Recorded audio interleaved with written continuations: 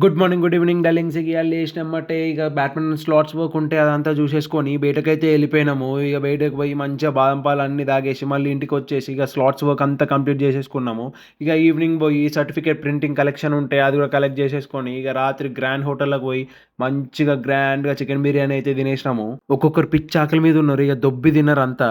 ఇగ ఫైనల్‌గా ఒకసారి బ్యాడ్మింటన్ స్టేడియంకైతే ఎళ్ళిపోయి అన్నీ చూసేసుకున్నాము. అన్నీ ఫిక్స్ అయినాయో లేదో. ఇగ అందరం కలిసి ఇంటికొచ్చేసి ఇగ బ్యాడ్మింటన్ స్లాట్స్ వర్క్ ఉంటే అదంతా లాస్ట్‌కి కంప్లీట్ చేసేసుకొని పడుకునే వరకి దీనమ్మ జీవితం రాత్రి 2 అయింది.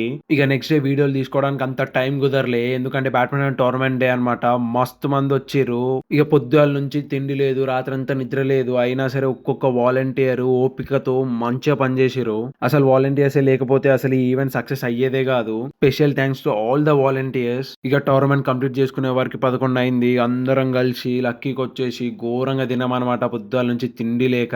ఇగ మంచిగా తినేసి అందరం ఇంటికైతే వచ్చేసి మంచిగా పడుకున్నాం ఇగ. చలో డార్లింగ్స్ ఇయాలకింతే. Good morning, good night.